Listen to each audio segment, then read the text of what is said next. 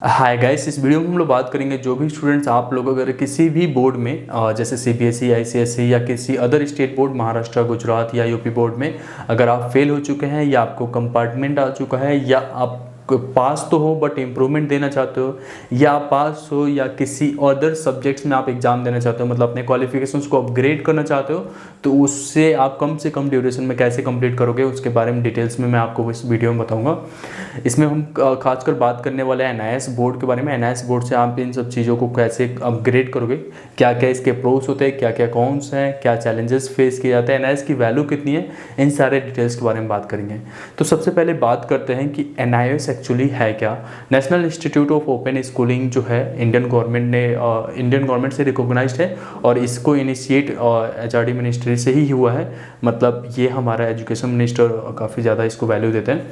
तो सबसे पहले बात करते हैं कि नेशनल लेवल पे कौन से बोर्ड होते हैं। तो कि नेशनल लेवल पे सीबीएसई, आईसीएसई के बारे में सब कोई जानता है क्योंकि इनके स्कूल्स होते हैं, आप स्कूल में जाते भी हो।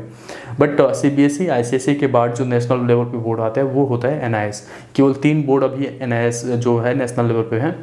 और एनआईएस की बात करें तो एनआईएस के सारे एग्ज़ाम जो होते हैं वो सीबीएसई के ही होते हैं या अदर स्टेट बोर्ड्स के भी सेंटर्स होते हैं एनआईएस में।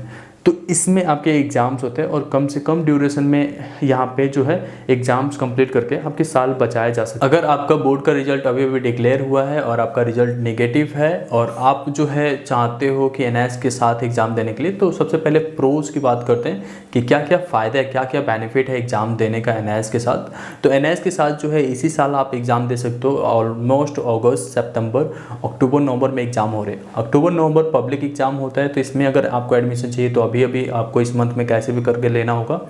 अगर आप जो है ऑन डिमांड एग्ज़ाम देना चाहते हो तो इसके लिए थोड़ा लेट भी आप एनरोलमेंट कर सकते हो, ठीक है। ऑन डिमांड एग्ज़ाम्स मोस्टली केंद्रीय विद्यालय में होते हैं, तो केवीएस में आपका यहाँ पे एग्ज़ाम्स होते हैं। अब इसमें जो दूसरे नंबर पे अगर प्रोस की बात करूँ तो एक तो पहला नंबर पे ये था कि एग्ज़ाम बहुत ही जल्दी हो गया, मतलब इन 4 महीने में कंप्लीट हो जाएगा और आपका जो रिजल्ट होगा वो 2022 का ही रहेगा।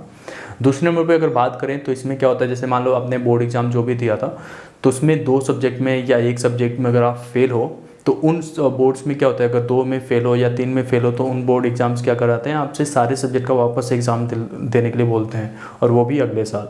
लेकिन एनआईएस में क्या होगा, आपको 2 सब्जेक्ट की क्रेडिट मिल जाती है, मतलब 2 सब्जेक्ट का मार्क्स जो है एज इट इज़ ट्रांसफ़र हो जाता है, तो इसे कहते हैं ट्रांसफ़र ऑफ क्रेडिट, ठीक है। तो ये फैसिलिटी आपको एनआईएस में मिल जाता है, तो इससे जो है आपको उन 2 सब्जेक्ट का एग्ज़ाम नहीं देना पड़ता है और बाकी जो 3 सब्जेक्ट्स हैं ईजी या किसी एक सब्जेक्ट जो टफ था जिसमें फेल हुए हैं उसके बस एग्ज़ाम देने पड़ते हैं। तो ये एक आपको दूसरा बेनिफिट मिल जाता है। आपको जो तीसरा बेनिफिट ये मिलता है कि अगर मान लो आपके पास मैथ सब्जेक्ट था, उसमें आपको क्लियर करने में डिफ़िकल्टी आ रही है, तो आप चाहो तो मैथ सब्जेक्ट को ड्रॉप करके कोई दूसरा एक ईजी सब्जेक्ट ले सकते हो।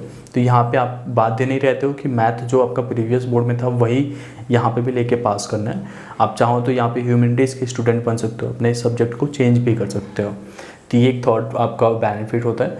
और एक और बेनिफिट होता है कि अगर जो है आपका पब्लिक एग्ज़ाम में होता है तो आपको जो है यहाँ पे असाइनमेंट का हेल्प मिलता है, बट वो जो है स्ट्रीम 1 वाले स्टूडेंट्स के लिए। अब स्ट्रीम 1 क्या होता है वो आगे हम लोग बाद में जान लेंगे। वैसे ब्रीफली मैं बता दूँ आपको, स्ट्रीम 1 का मतलब होता है कि जो एग्ज़ाम्स अप्रैल में हो रहे हैं या अक्टूबर में हो रहे हैं लेकिन रजिस्ट्रेशन 1 साल पहले हुआ है, मतलब अगर आप अभी रजिस्ट्रेशन कराते हो तो मार्च अप्रैल 2023 में एग्ज़ाम होता है, तो उसमें आपको असाइनमेंट का मार्क्स का हेल्प मिल जाता है। एक बेनिफिट और रहता है आपको कि यहाँ पे जो है बहुत ही कम फीस में आपका सारा 12th या 10th का खर्च कंप्लीट हो जाता है, बहुत ही कम खर्चों में ये चीज़ें कंप्लीट हो जाती है। एंड एक और चीज़ जो आपको जो है यहाँ पे हेल्प मिल जाता है कि एग्ज़ाम्स का जो लेवल होता है थोड़ा कम होता है, मतलब आप इजीली एग्ज़ाम्स को क्लियर कर पाते हो। अब बात करते हैं इसके क्या क्या कॉन्स होते हैं। सबसे पहला जो कॉन्स इसमें हमने एनालाइज किया वो ये होता है कि इसमें सिलेबस काफ़ी ज़्यादा होता है, तो स्टूडेंट्स इसी में मतलब घिरे रह जाते हैं कि 11th और 12th के सिलेबस को कवर करना है। हालांकि रहता तो 100 नंबर का ही पेपर है, अगर 11th का कुछ कवर कर रहा है तो 12th का कुछ रिमूव भी करता है। तो सिलेबस अगर कोई समझा दे कि ये चीज़ें आता है तो आप बहुत ही इजीली क्रैक कर लेते हो। तो सिलेबस का बस इशू रहता है और सिलेबस जल्दी इंटरनेट पे मिलता भी नहीं है, तो वो सब चीज़ें हम आपको सपोर्ट कर देते हैं। एक और चीज़ होता है यहाँ पे कि आपको गाइडेंस नहीं मिल पाता। जैसे स्कूल में जब होते हो तो टीचर्स आपको बताते रहते हैं कि ये चीज़ें करके जाओ, ये चीज़ें करके जाओ। यहाँ पे कोई गाइडेंस करने वाला नहीं होता है, आप खुद के ही मर्जी रहते हो। तो वो एक यहाँ पे आपका डाउनफॉल रहता है कि कोई गाइड कर देता है तो आप अच्छे मार्क्स को स्कोर करते हो। जैसे लास्ट टाइम का हमारा रिजल्ट है 90%, मतलब काफ़ी स्टूडेंट्स ने मैथ में 97 मार्क्स भी स्कोर किए हैं, फिजिक्स में 93 तक स्कोर किए हैं, जो कि वो पहले फेल हुए थे। ठीक है, तो वो एक प्रॉपर गाइडेंस मिल जाता है तो लाइक आप जो है जंप करते हो। ठीक है, और एक तीसरी जो डाउनफॉल मैंने यहाँ पे देखा है कि अगर आप ऑन डिमांड में एग्ज़ाम देते हो तो आपको जो एग्ज़ाम सेंटर है वो काफ़ी दूर पड़ जाता है, मतलब केवीज आपके नियर बाय में नहीं है तो आपको थोड़ा ट्रैवल करना पड़ जाता है, क्योंकि हर एक स्टेट में कुछ ही जगहों पे केवीज हैं और कुछ ही डिस्ट्रिक्ट में ही पेपर होते हैं। जैसे लाइक अगर आप यूपी से हो तो लखनऊ में पेपर नहीं हो रहे हैं, आपको कानपुर ट्रैवल करना पड़ता है, या अगर आप गोरखपुर से हो तो बनारस की तरफ जाना पड़ता है, अगर आप महाराष्ट्र से हो तो आपको कोलीवाड़ा जाना पड़ता है, या पुणे के लिए आप लोकेशन ढूंढते हो, या अगर आप मेरठ से हो मान लो तो आपको नोएडा जाना पड़ता है। दिल्ली में काफ़ी केंद्रीय विद्यालय हैं तो इस दिल्ली साउथ दिल्ली में भी आपका पेपर्स होता रहता है, तो वो सब प्रॉपरली आपको बता दिया जाता है कि कहाँ पे होना है। अब बात करते हैं कि क्या क्या चैलेंजेस स्टूडेंट फेस करते हैं यहाँ पे वाइल रजिस्टरिंग। ठीक है, तो सबसे पहला चैलेंजेस ये होता है कि क्योंकि आप मार्क्स ट्रांसफ़र करते हो तो आपको पता ही नहीं चलता है कि हमें मार्क्स ट्रांसफ़र करने का प्रोसीजर्स क्या है। इवन दो काफ़ी ट्यूटोरियल्स बनाए गए हैं यूट्यूब पे, हमने भी बताया, फिर भी काफ़ी जगह पे आपके मार्कशीट फंस जाता है, कैसे भेजना है वो सब चीज़ें, और फिर यहाँ पे जो है आपके मार्क्स प्रॉपरली ट्रांसफ़र नहीं हो पाता और फिर इसमें लेट होने लगता है। ठीक है, एक तो ये होता है कि टीओसी करना मतलब क्रेडिट करना आपको डिफ़िकल्टी होता है। दूसरा हमने चैलेंजेस ये स्टूडेंट्स का देखा है कि जो आप खुद से एप्लीकेशन फॉर्म अप्लाई करने की कोशिश करते हो तो वहाँ पे जो आपको इशू आता है कि कोई चीज़ अगर आपने गलत तरीके से भर दिया तो आपकी एप्लीकेशन रिजेक्ट हो जाता है और वहाँ पे नॉट रिफंडेबल होता है, मतलब जो भी फीस आप पे करते हो वो रिफंड नहीं होता। एंड इवन दो कि आपका रजिस्ट्रेशन जो है वो ब्लॉक हो जाती है, मतलब फिर वो आपका एप्लीकेशन डिलीट कराना पड़ता है एनआईएस हेडक्वार्टर से, देन जाके वो स्टार्ट होता है। एक और चैलेंजेस आपको जो फेस करना पड़ता है यहाँ पे एनआईएस में वो ये है कि आपको पता ही नहीं चलता कि सब्जेक्ट हमें क्या सेलेक्ट करना है। जैसे काफ़ी स्टूडेंट्स मेरे पास बाद में आते हैं और उन्होंने सब्जेक्ट अपना सेलेक्ट किया होता है तो वो चाहते होते हैं कि मेरे को ये पता ही नहीं था कि यहाँ पे सब्जेक्ट चेंज कर सकते थे या कैसे करना था, तो वो तरह की दिक्कत रहती है यहाँ पे। एंड एक और जो प्रॉब्लम फेस करते हैं कि प्रैक्टिकल में क्या लिख के जाना है, कहाँ पे कैसे सबमिट होगा, प्रैक्टिकल एग्जाम कैसे होगा, वो सारी प्रॉब्लम्स यहाँ पे बच्चे फेस करते हैं। अब फाइनली बात करते हैं कि यहाँ पे एनआईएस की वैल्यू कितनी है। अगर आप मान लो एनआईएस के साथ रजिस्टर कर लिए तो आपको कितना वैल्यू मिलता है। क्या आप सीबीएसई के स्टूडेंट्स के तरीके ही होते हो? तो हाँ, आपको एनआईएस वो सारे डॉक्यूमेंट देता है जो एक सीबीएसई बोर्ड जो है अपने स्टूडेंट्स को देता है। तो मतलब आपको माइग्रेशन सर्टिफिकेट भी मिलेगा, आपका क्वालिफिकेशन सर्टिफिकेट मतलब पासिंग सर्टिफिकेट मिलेगा, आपका मार्कशीट भी मिलेगा। अभी तो मार्कशीट कम सर्टिफिकेट आ गया है तो वो सारे बोर्ड्स में ऐसे ही रह रहे हैं। तो ये सारे डॉक्यूमेंट्स मिलेंगे जिससे कि आप जो है आगे मूव करोगे, क्योंकि आप स्कूल से नहीं हो तो कैरेक्टर सर्टिफिकेट नहीं मिलता और उसकी नीड भी नहीं रहती किसी भी हायर क्वालिफिकेशन में एडमिशन लेने के लिए। इवन तो ये एनआईएस की मार्कशीट लेके आप फॉरेन स्टडीज़ के लिए भी जा सकते हो।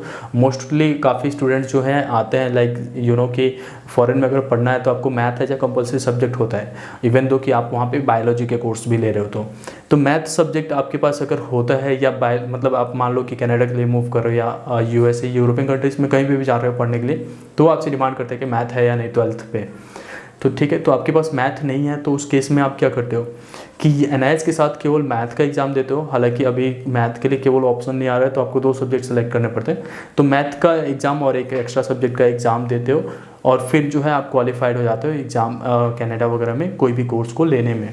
ठीक है, तो मतलब मोस्टली यहाँ पे वर्ल्ड वाइड इसकी वैल्यू है और इसका जो इवोल्यूशन है वो अपने नेशनल लेवल पे कम्प्लीटली सीबीएसई जैसा होता है। अब थोड़ा सा बात करते हैं कि एग्ज़ाम का लेवल जो है पब्लिक एग्ज़ाम और ऑन डिमांड एग्ज़ाम में कैसा है।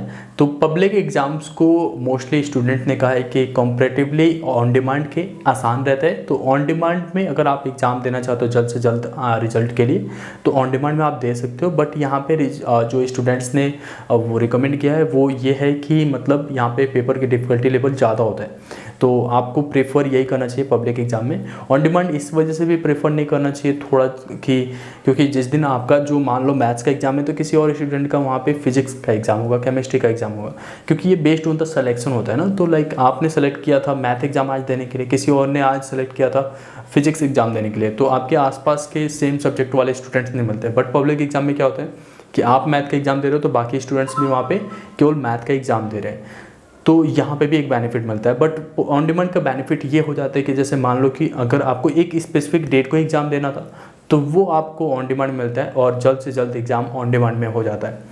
हालांकि दोनों के पेपर का लेवल मेरे अकॉर्डिंगली सेम है, जो हम स्टूडेंट्स को प्रोवाइड करते हैं उसके अकॉर्डिंगली जो रिजल्ट्स है वो एनआईएस के पब्लिक एग्जाम में या ऑन डिमांड एग्जाम में दोनों में सिमिलर्स हमने देखा है। मतलब ऑन डिमांड में भी काफ़ी अच्छा स्टूडेंट्स परफॉर्म करते हैं। अब मैंने आपको जो है एनआईएस की क्या फ़ायदे हैं क्या नुकसान है वो सारा डिटेल्स में बता दिया।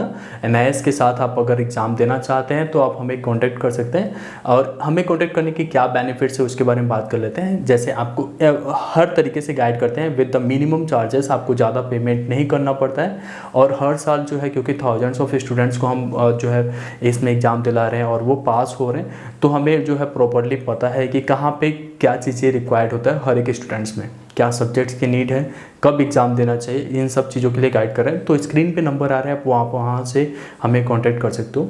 मेनली जो है आप लोग को स्टडी मटेरियल्स भी हम प्रोवाइड करते हैं।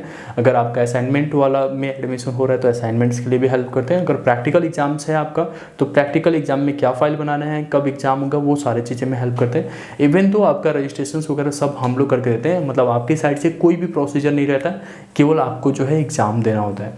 और अभी जो है इस समय पे जो है एडमिशन ओपन है और ये जो है कुछ ही दिनों में फिल हो जाएगा विद द लेट फीस अभी चल रहा है। अगर आप अक्टूबर नवंबर में देना चाहते हो पब्लिक एग्जाम में तो आप अभी करा सकते हो। आगे जो है ऐसा नहीं है कि हम आपका क्लास 10th या 12th में कराने के बाद से छोड़ देते हैं, आपको जो है आपके कॉलेज में कैसे एडमिशन लेना है इसी साल उसके लिए भी गाइड करते हैं, ठीक है।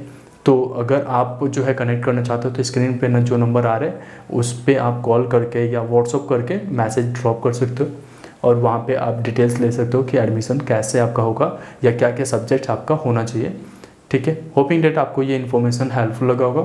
Thank you so much.